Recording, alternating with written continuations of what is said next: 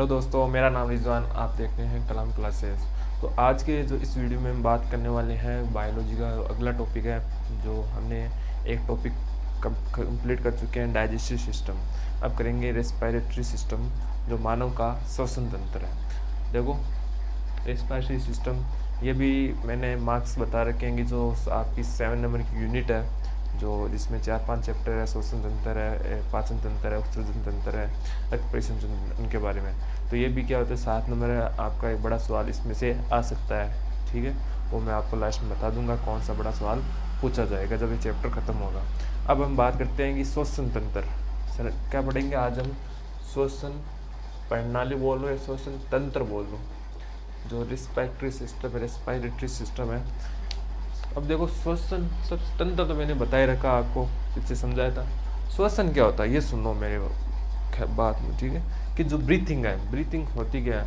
सिर्फ अपन क्या करें, श्वास ले रहे हैं ना, कि बाहर से हम श्वास ले रहे हैं, जो वायु को अंदर ले रहे हैं, वही श्वसन हो गई। ये नहीं होता श्वसन। श्वसन बहुत बड़ी प्रोसेस है हमारे शरीर के लिए। क्यों?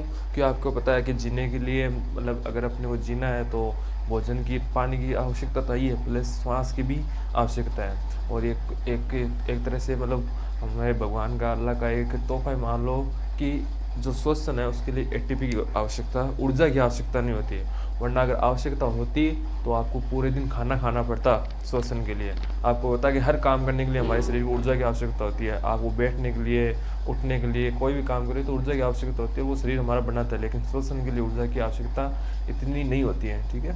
तो अब देखो, श्वसन होता है क्या? देखो, ये एक बायोकेमिकल प्रोसेस है। बायोकेमिकल मतलब जैव रासायनिक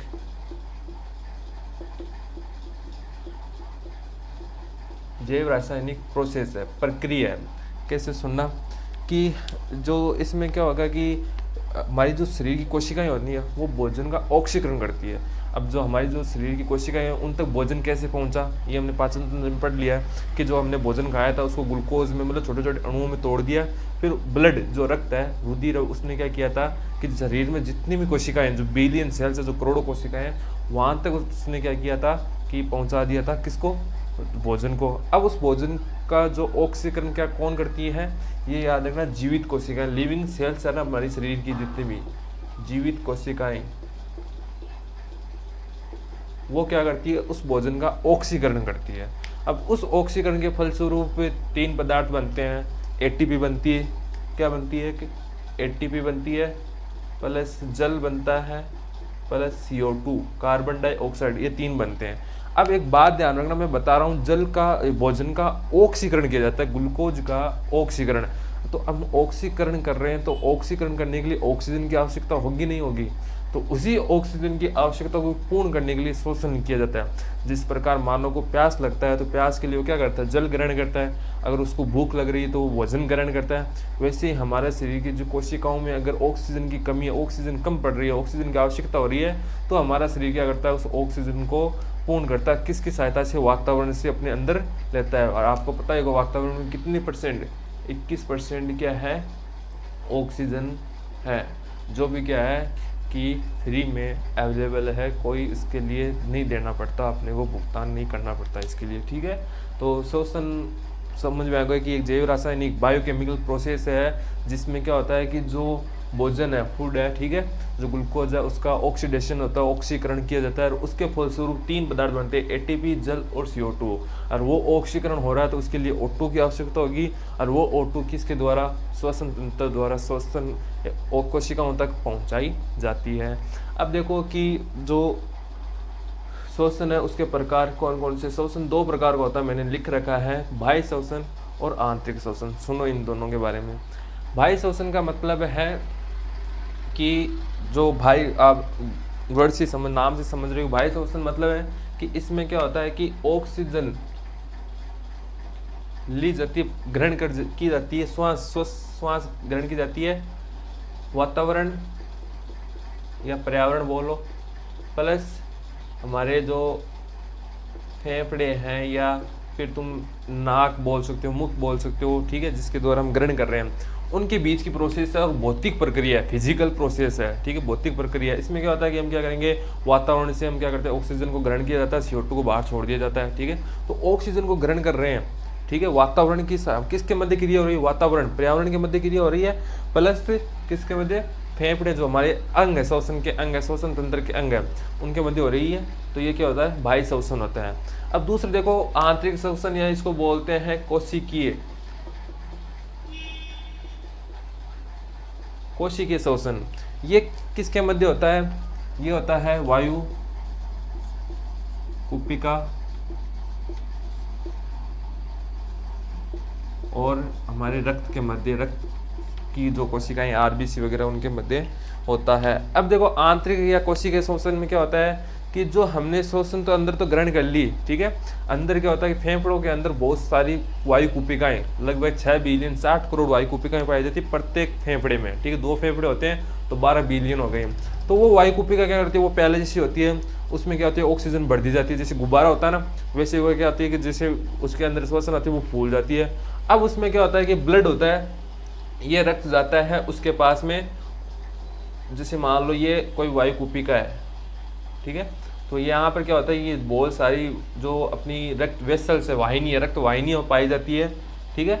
अब ये क्या करता है कि रक्त जाता है, और आपको पता है कि ब्लड में क्या, जो मैं पढ़ाऊंगा आगे रक्त परिसंचरण, उसमें पढ़ेंगे ब्लड के बारे में।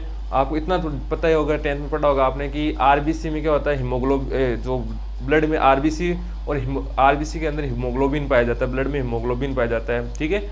वो हीमोग्लोबिन HB नाम सुना होगा, क्या करता है, 4 ऑक्सीजन के अणुओं को अपने साथ जोड़ता है। तो ये क्या होता है, ब्लड क्या आता है वायु कुपिका के पास में, और यहाँ से क्या, इसमें क्या होती है, O2 भरी रहती है, तो O2 को ग्रहण कर लेता है, कितनी, 4 O2, 40 नहीं है, 4 O2, ठीक है, कि 4 ऑक्सीजन के अणुओं को अपने साथ ग्रहण करके ले जाता है, कोशिकाओं तक पहुंचाता है, ठीक है। प्लस ये कहता है कि पास में जो कोशिकाएं जो CO2 बना रही है वो लेके आता है, या प्लाज्मा लेके आता है, ब्लड लेके आता है, वो इसमें छोड़ देता है, CO2 बढ़ देता है और ऑक्सीजन को ले जाता है, ठीक है। तो ये एक प्रक्रिया ये हो रही है इन दोनों के मध्य, वायु कुपिका और रक्त के मध्य, इसलिए बोलते हैं इसको आंतरिक श्वसन। अब देखो हम आगे इसकी श्वसन तंत्र की जो संरचना है उसके बारे में पढ़ेंगे। देखो संरचना में मतलब तंत्र है वो किससे मिलकर होता है, अंगों से मिलकर बना होता है। देखो कौन कौन से अंग है, श्वसन तंत्र के अंग लिख रखे हैं मैंने, बाह्य नासाद्वार, नासा गुहा, नासा ग्रसनी या कंठ बोल सकते हो, श्वास नली, श्वसनी, फेफड़े और वायु कुपिकाएं। अब देखो हम इनको कंटिन्यू पढ़ते हैं, प्रोसेस के अंदर पढ़ते हैं। देखो सबसे पहला श्वास जो संरचना है उसमें क्या होता है कि आपको पता है कि हमारे जो नासा छिद्र है उनके सहायता से क्या होता है, मुख की सहायता से क्या होता है कि श्वास को अंदर ग्रहण किया जाता है, ठीक है। तो सबसे पहले बाह्य नासाद्वार द्वारा ग्रहण कर लिया अंदर, जैसे अंदर ग्रहण करेंगे तो उनको क्या होता है कि वो पहुंचती है नासा गुहा में। नासा गुहा में क्या होता है कि जैसे एक तो ये बात ध्यान रखना, 4 तो मतलब नासा गुहा है ना, वो 4 अस्थियों से बनी होती है। देखो पहला तो है नोजल, बोल लो इसको नेजल, और प्री मैक्सिला,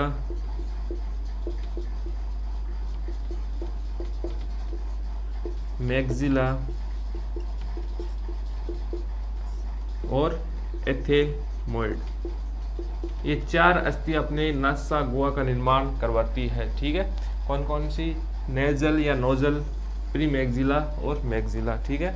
अब ये क्या करती है कि अस्थियां इनमें, इन नासा गुहा निर्माण, इस नासा गुहा में क्या होता है कि रोम पाए जाते हैं और उपकला भित्तियां, मतलब इसकी जो स्किन है, अंदर की आंतरिक स्किन है, वो क्या करती है, उस जो हमने श्वसन ऑक्सीजन ग्रहण किया उसको फिल्टर करता है। क्या करती है, फिल्टर छानती है, मतलब उसके साथ में जो धूल के कण है, जो डस्ट के कण है, उनको यहीं रख लेती है और ऑक्सीजन को कहाँ पहुँचा देती है, फेफड़ों तक पहुँचा देती है। नासा गुहा से जो श्वसन बाद उसके बाद जाता है नासा ग्रसनी में, नासा ग्रसनी में या नासा कंठ में बोल सकते हो, जिसको बोलते हैं लेरिंग्स,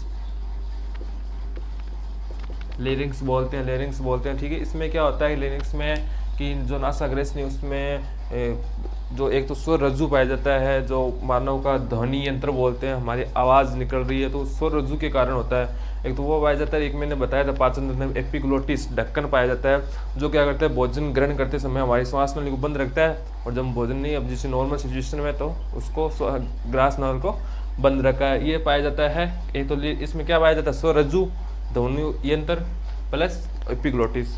फिर देखो नासा ग्रसनी से क्या कहाँ जाता है, श्वास नली में कौन जाती है, ऑक्सीजन पहुंचाई जाती है।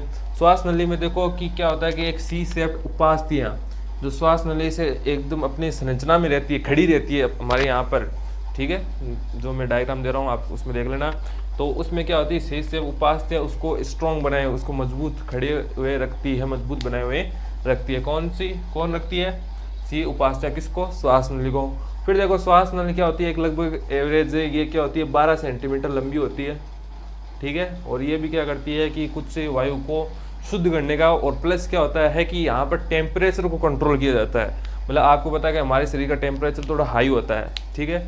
गर्मी हाई मतलब कितना कि जो सर्दियों के अपेक्षा जो नॉर्मल टेम्परेचर है अपना जो 27 डिग्री सेल्सियस है उससे ज़्यादा होता है। मानव शरीर का औसत तापमान कितना होता है? 37 डिग्री सेल्सियस, ठीक है।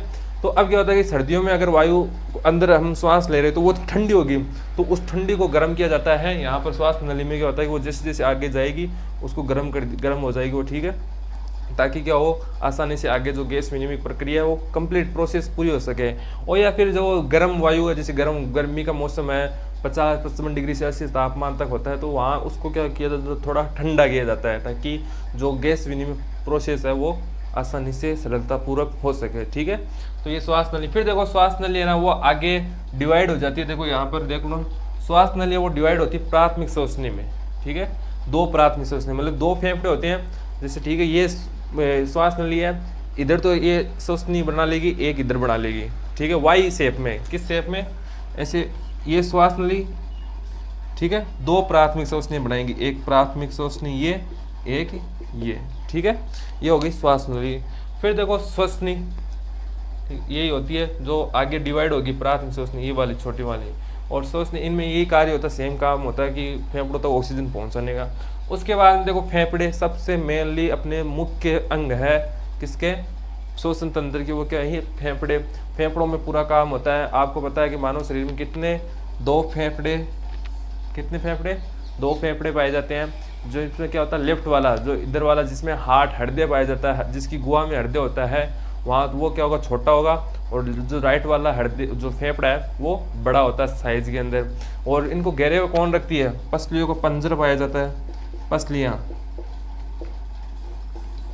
12 जोड़ी जो पसलियाँ हैं वो क्या करती है, एक पिंजरा सा बनाए हुए रखती है, ठीक है। एक जो उसको क्या करता है, जो क्या करती है, सुरक्षा का कार्य करती है पसलियाँ।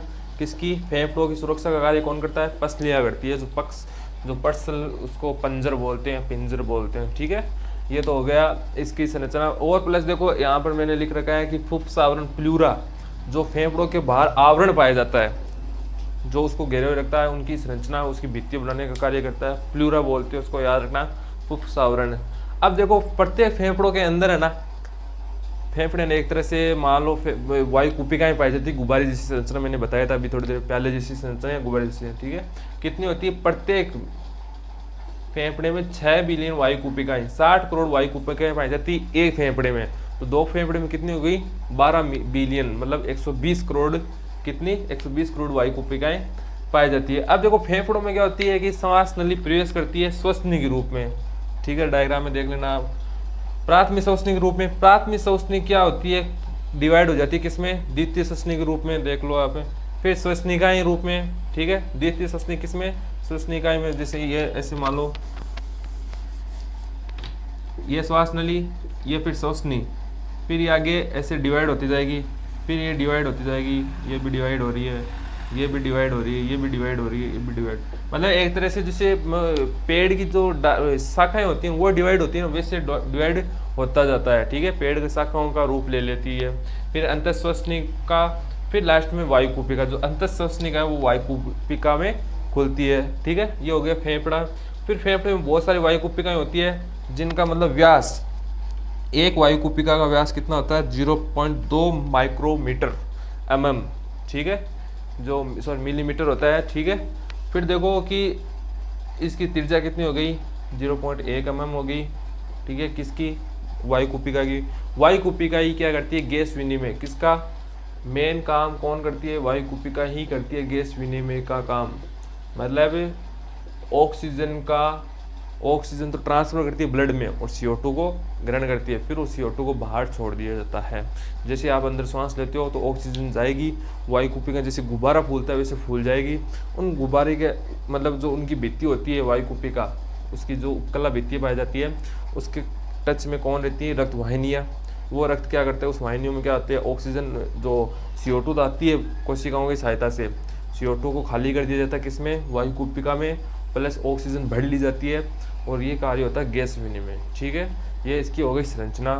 अगले वीडियो में हम पढ़ेंगे श्वसन तंत्र की क्रियाविधि के बारे में। Same to same 10th class में आपने पढ़ा होगा। ठीक है, वैसा ही है, श्वसन पाचन तंत्र की तरह नहीं कि इसमें थोड़ा बड़ा कर दिया गया।